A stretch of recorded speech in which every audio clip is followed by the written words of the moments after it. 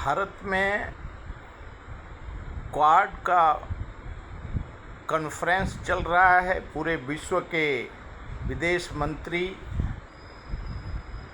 भारत में नई दिल्ली में हैं और सीज फायर आज महीनों दिन से चल रहा है, लेकिन कल अचानक अमेरिका के फाइटर जहाज ने और मिसाइल से ईरान के ऊपर हमला कर दिया। जब IRGC और दुनिया के मीडिया ने जानना चाहा तो अमेरिका के राष्ट्रपति ने कहा कि वो अपनी आत्म सुरक्षा के लिए वहाँ मिसाइल का हमला हुआ है और हम ईरान का संपूर्ण सुरक्षा करेंगे और ये कोई जानबूझ के हमला नहीं है। आत्म और सुरक्षा के लिए ये कदम ईरान के लोग मारे जाते, इसके लिए हमने उनको बचाने के लिए ये हमले हुए हैं। ईरान के IRGC गार्ड ने कहा कि अमेरिका ने सीज फायर का उल्लंघन किया है और अमेरिका के भाषा में ही हम जवाब देंगे। और दूसरे तरफ नेतन्याहू के ऊपर, इजराइल के ऊपर ईरान भी हमला कर रहा है। मिडल ईस्ट में मुस्तफ़ा खमौनी ने साफ कहा है कि ये अब तय मिडल ईस्ट के अरब कंट्री को करना है कि आपको अमेरिका के साथ रहना है या ईरान के साथ रहना है। क्यों जो सैटेलाइट से जो हमले हो रहे हैं इजराइल पे, जो आरोप लगा रहा है इजराइल की ये रसिया का सैटेलाइट से और ड्रोन से हमला हुआ है और वैश्विक अमेरिका हफ्तों से कह रहा है कि हम समझौता के करीब पहुंच गए हैं। एक तरफ डोनाल्ड ट्रंप कहते हैं हम समझौता के करीब हैं और दूसरे तरफ वो सेल्फ डिफेंस के लिए हमला हो जाता है।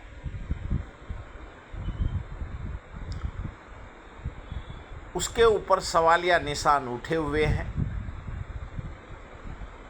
और अमेरिका के विदेश मंत्री और मुस्तफ़ा खमौनी ने साफ कहा है कि अगर अमेरिका को कोई बातचीत करना है तो सबसे पहला जो अरबों रुपया ईरान का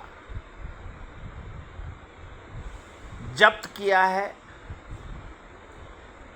उसके ऊपर सेंसर लगाया है, वो पहले रिलीज करे, उसके बाद कोई ईरान बात करेगा। और हॉर्मुज रूट तभी खुलेगा जब समझौता होगा। दूसरे तरफ डोनाल्ड ट्रंप जी कहते हैं अगर जल्द समझौता नहीं हुआ तो सीज फायर ख़त्म करके जल्द से जल्द ईरान के ऊपर अमेरिका हमला करेगा।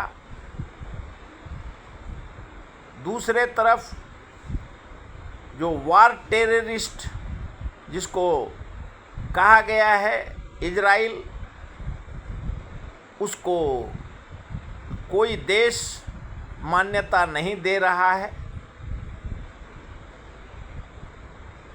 और अमेरिका लगा हुआ है कि इजराइल को मान्यता दे,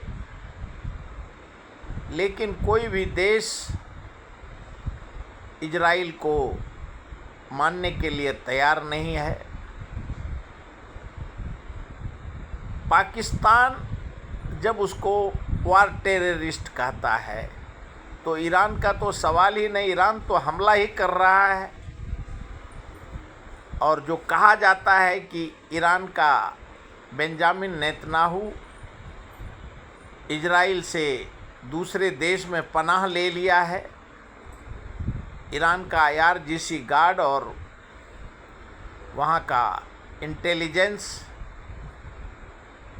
ये कहाँ गया सेटेलाइट के द्वारा पता कर रहा है कि किस देश में शरण लिया है बेंजामिन नेतन्याहू ने। और समझौता सिर्फ बोला जा रहा है, लेकिन अमेरिका के द्वारा हमला किया जा रहा है। अब देखना होगा देश को कि क्यों जो दुनिया में जो विश्व देख रहा है कि ये समझौता का सिर्फ बात है, लेकिन समझौता न ईरान को करना है न अमेरिका को करना है। इनको वैश्विक युद्ध लड़ना है और बिना युद्धे न केशवा भारत में कहा जाता है, बिना युद्ध का विजय नहीं मिलता है और युद्ध ही इसका निर्णय कर सकता है हॉर्मुज रूट का। और